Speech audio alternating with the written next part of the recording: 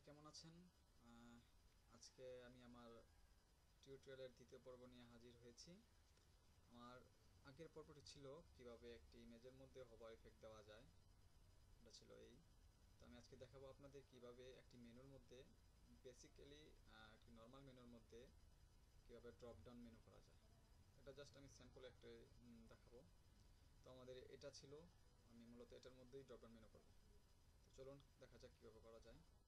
তো আমার মেনুর ফাইল ইন্ডেক্স ফাইলটা রয়েছে এটার মধ্যে এই মেনু সেকশন। তো আমরা চাচ্ছি যে আমাদের সার্ভিসের ভিতরে একটা ড্রপডাউন হোক আর একটা হোক কন্ট্যাক্টের ভিতরে। তো সার্ভিসের ভিতরে ড্রপডাউন করতে হলে আমাদের যে এলআই এ এবং এ যে শেষ এবং এলআই যে শেষ এর মাঝামাঝি, এলআই শেষের আগে এন্টার দিলাম, তারপর নিলাম ইউএল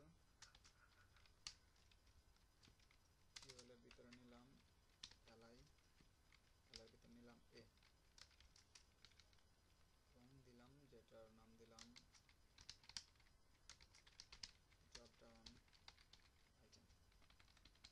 আমরা যে কটা খুশি নেই, তারপর আমরা আরেকটার মধ্যে দিব, সেটা হচ্ছে আমাদের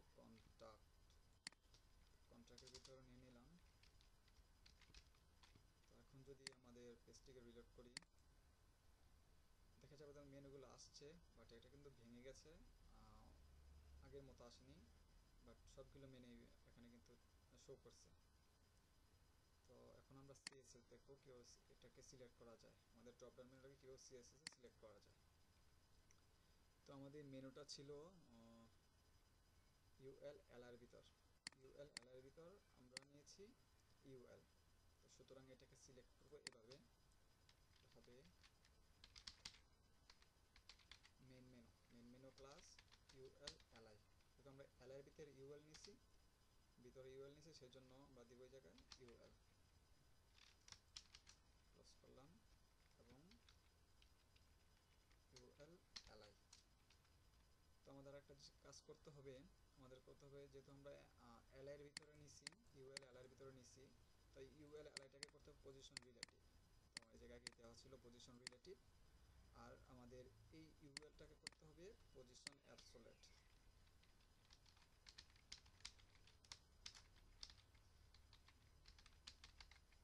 পজিশন অ্যাবসোলেট।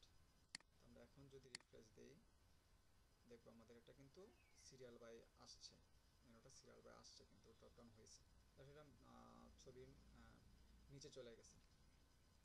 তো এটা আমরা জেড ইন্ডেক্স দিয়ে দিই, তাহলে উপরে দেখা যাবে। জেড ইন্ডেক্স দিয়ে দিলাম 999 অ্যান্ড এটার একটা ব্যাকগ্রাউন্ড দিয়ে দিই, ব্যাকগ্রাউন্ড দিয়ে দিলাম সাদা এবং একটা বর্ডার দিয়ে দিই, দেখতে সুন্দর দেখা যায়। বর্ডার 1 পিক্সেল সলিড কালার দিয়ে দিই ডিটিটি।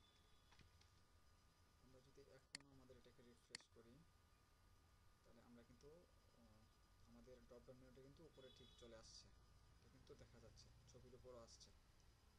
তো এটা একটু আমাদের এলআইটাকে একটু ওয়াইড দিতে হবে।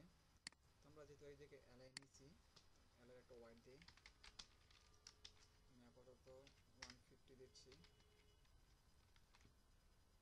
150 পিক্সেল। রিফ্রেশ করলাম, হ্যাঁ এখন কিন্তু ঠিক আছে, এখন কিন্তু সবগুলো সুন্দর মতো দেখা যাচ্ছে। তো আমরা চাচ্ছি যে যখন আমরা এই মেনুর সার্ভিসের মধ্যে হোভার করব, তখন আমাদের এই ড্রপডাউন মেনুটা শো করুক। সেজন্য কি করতে হবে, তো আমরা নর্মালি এটাকে ডিসপ্লে নান করে দেব। আমরা নর্মালি ইউএলটাকে ডিসপ্লে নান করে দেব, ডিসপ্লে নর্মালি নান করে দিলাম। তো আমরা যদি এখন দেখি এটাকে, এখন কিন্তু এটা নাই, এখন তো ডিসপ্লে নান হয়ে গেছে। তো আমরা চাচ্ছি যখন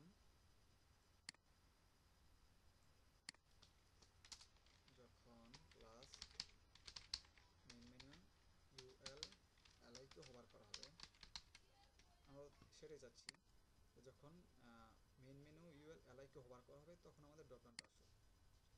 তো main menu UL LI hover UL, ইউএলটা শো করুক। Main menu UL LI hover করলে যাতে আমাদের ইউএলটা শো করে, যে ডিসপ্লে নাম এটা যাতে শো করে। তো আমরা ইউএলটাকে ডিসপ্লে ব্লক করে দিলাম।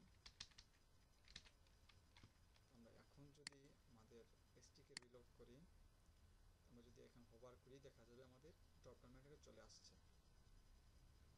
এই যে ড্রপডাউন মেনুতে চলে আসছে। তো এটা সব খুব ইজিলি। আর একটা পদ্ধতি আছে, ওটা হচ্ছে ফ্লট লেফট করে বা শুধু ফ্লট দিয়ে লেফটে অনেকগুলা পিক্সেল ধরিয়ে দিলে ওটা লেফটে চলে যাব। আর যদি হোভারে লেফট 0 দেই, ফ্লট 0 দেই, তাহলে লেফট 0 দিলে তাহলে এটা ড্রপডাউন আকার আসবে। তো আমি করলাম ডিসপ্লে নান এবং ব্লক দিয়ে। এটা মূলত একটু সহজ পদ্ধতি। ফ্লট থেকে এটা লেফট থেকে এটা একটু সহজ পদ্ধতি, সেজন্য এটা দেখার চেষ্টা করলাম, যাতে যারা বেসিক শিখতেছে তাদের জন্য আমি আশা করি একটু উপকারে আসবে। তো এটা কিন্তু হয়ে গেল। আমরা যখন সার্ভিসে হোভার করব তখন ড্রপডাউন মেনু কিন্তু চলে আসছে, এবং যখন হোভার করব না তখন কিন্তু চলে যাচ্ছে এটা। তো এর মধ্যে যে করে দিয়ে বিভিন্ন ইফেক্ট দেওয়া যায়, ফেড ইফেক্ট দেওয়া যায়, এটা ফেড করে নিচে নামবে। তো আমরা ওটা দেখালাম না, ওটা একটু একটু অ্যাডভান্সে হয়ে যায়। তো নর্মালি প্র্যাকটিস করার জন্য এটাই ঠিক আছে। তো ধন্যবাদ সবাইকে।